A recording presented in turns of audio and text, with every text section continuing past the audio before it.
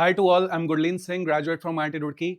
In this video, we'll be discussing conditional probability and independent events, which is a very important foundational level for Bayes theorem, which is an important concept for both your board examination as well as JEE examinations.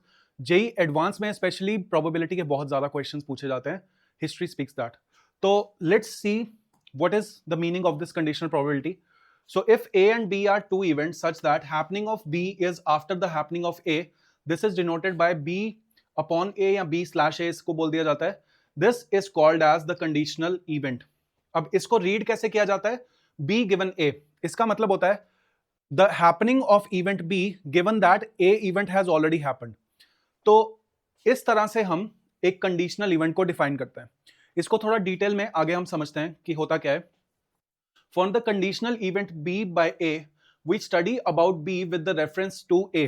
तो हम B की study करते हैं with the reference to A. हम ये assume कर रहे हैं कि ए इवेंट हो चुका है, उसके बाद बी के होने की प्रोबेबिलिटी क्या है वो हमें फोकस करना है. दस फॉर बी अपॉन ए या B given A we treat A as the sample space and A intersection B is the favourable region. तो आप ऐसे सोचिए कि अगर ए ऑलरेडी हो चुका है देन उसके बाद अगर बी हो रहा है तो that B will be occurring in the A intersection B region. क्योंकि ए के बाद अगर बी हो रहा है तो ए भी हो चुका है और बी भी हो चुका है, which means दोनों का इंटरसेक्शन हमें देखना है and total sample space will be probability of A. तो इसको लिखने के लिए हम पी बी बाय ए को कुछ इस तरह से भी लिख देते हैं, N A intersection B divide by N A, और दोनों को टोटल नंबर ऑफ केसेस से डिवाइड कर देंगे तो we get P A intersection B upon P A as our final result. Now conditional probability, इसका ये फॉर्मूला जैसे कि मैंने अभी डिराइव किया, P B given A is given by N A intersection B upon N A. तो इसमें दोनों को टोटल नंबर ऑफ आउटकम्स से डिवाइड करके we get P A intersection B divide by P ए.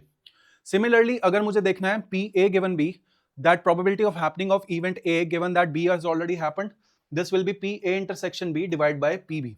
तो ये दो फॉर्मुलेस इंपॉर्टेंट है for conditional probability. Now let's move on to independent events. Two or more events are such that the happening or non-happening of one of them does not influence the happening or non-happening of other, then those events are said to be independent events. तो basically होता क्या है, अगर एक event हो रहा है उसके होने या ना होने से दूसरे इवेंट पे अगर कोई फर्क नहीं पड़ता है then those events are called as independent events. तो ज्यादातर इसमें confusion क्या होता है, students usually confuse this with mutually exclusive events. तो mutually exclusive events and independent events, these are not same. Mutually exclusive events तो वो होते हैं जो एक साथ कभी हो ही नहीं सकते, जिनका इंटरसेक्शन फाई होता है. बट इंडिपेंडेंट इवेंट्स एक साथ हो सकते हैं बट वो एक दूसरे पे डिपेंडेंट नहीं होते, they can occur independently. Events which are not independent are always dependent events. तो ऑब्वियस है ये चीज. Also A and B are independent events. तो अगर ए और बी दोनों इंडिपेंडेंट इवेंट्स हैं देन अगर मैं बोलूंगा ए गिवन बी तो बी के होने से ए पे कोई फर्क नहीं पड़ेगा, which means this will be equal to A and B given A will be equal to B, क्योंकि ए के होने से बी के ऊपर कोई फर्क नहीं पड़ने वाला. सो नेक्स्ट यहां पे हमने ये चीज लिख ली, P A given B is equal to P A, P B given A is equal to P B. Now we know that P A intersection B upon P B ये value होती है पी ए गिवन बी की. So P A given B की जगह मैं सीधे क्या लिख सकता हूं, पी ए, बिकॉज बी के होने से ए पे कोई फर्क नहीं पड़ रहा, these are independent events. Then I can just do the same thing in the other formula as well, p b given a के formula में भी क्रॉस मल्टीप्लाई करके I get this result which is a very important result in the case of independent events. अगर दो events independent हैं तो उनका जो intersection होगा probabilities का that will be equal to the product of their individual probabilities. अगर तीन independent events हैं हमारे पास तो उन तीनों का intersection will be equal to product of their individual probabilities and they are also very important, they are also pairwise independent. तो pairwise independent की हमारे पास तीन और कंडीशंस आती हैं, that P A intersection B is equal to P A into P B, P B intersection C is equal to P B into P C and P A intersection C is equal to P A into P C. तो ये तीन और conditions हमें मिलती हैं. Next let's move on to multiplication theorem. Now multiplication theorem is simple. If A and B be two events such that P A is not equal to zero, P B is not equal to zero, then the multiplication theorem states that PA intersection B is equal to PA into PB given A. तो ये conditional probability से ही ये formula हमने derive किया है.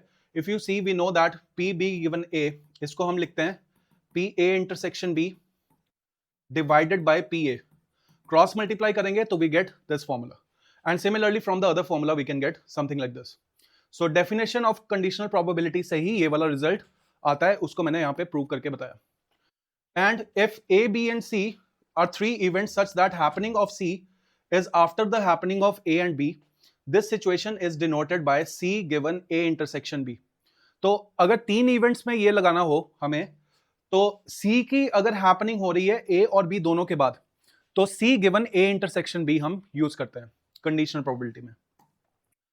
And तीन events की जब हम मल्टीप्लिकेशन थ्योरम देखते हैं A intersection B intersection C, तो दो दो का पेयर लेके हम उसको प्रूव कर सकते हैं.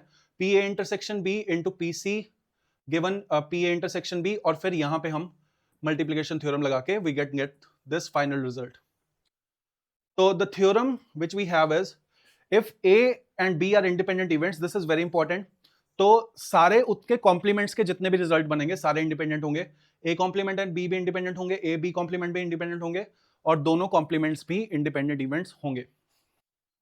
Next is addition theorem for independent events.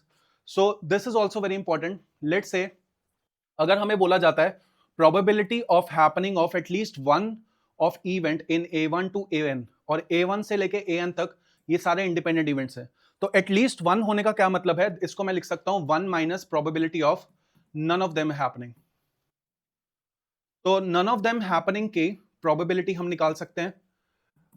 That will be, इनके होने की प्रोबेबिलिटीज है P1 P2 P3 up to Pn, तो इनके ना होने की प्रोबेबिलिटीज हो जाएंगी 1 minus P1 1 minus P2 up to 1 minus Pn. इन सब की प्रोबेबिलिटीज को मल्टीप्लाई करके 1 में से सब्ट्रैक्ट कर देंगे.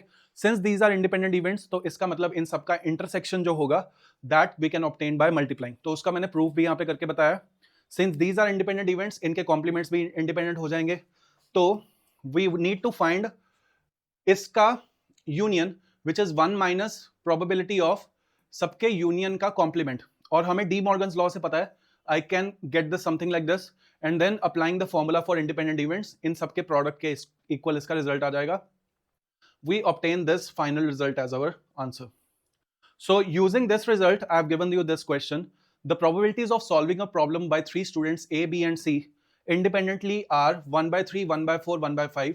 Probability that the problem will be solved. अगर problem solve हो रही है, that means कोई भी उनमें से एक बंदा solve कर रहा है problem को, तो कोई भी एक बच्चा अगर प्रॉब्लम सॉल्व कर रहा है तो प्रोबेबिलिटीज हो जाएगी 1 minus none of them solving the problem.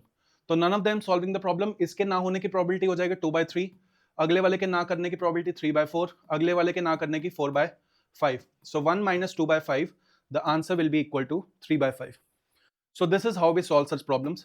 Now one last question for independent events. If one card is drawn at random from a pack of 52 cards, then show that getting an ace and getting a heart are independent events. So independent events पहचानते कैसे हैं? When they satisfy this relation that PA intersection B is equal to PA into PB, then those events are independent events. तो probability of getting ace, हमें पता है कि 4 ace होते हैं, 4 में से कोई ace एक ace अगर select हो जाए, that will give you the probability of getting an ace. So 4 by 52, which is 1 by 13. And probability of getting hearts. So we know that there are 13 hearts. Hearts एक suit होता है in the deck of 52 cards. So 13 by 52, this gives us 1 by 4. And what is the probability of A intersection B, which means ace heart, ठीक है, heart of ace या ace of heart. तो उस case में हमारे पास सिर्फ एक card बचता है, तो that probability will be equal to 1 by 52. And if I multiply these two, I also get 1 by 52. Therefore, ये जो दो events हैं, these are independent events. So that's all about conditional probability and independent events. If you want me to go into detail of this, I can make another video. Next video I'll bring you for Bayes theorem. Keep watching.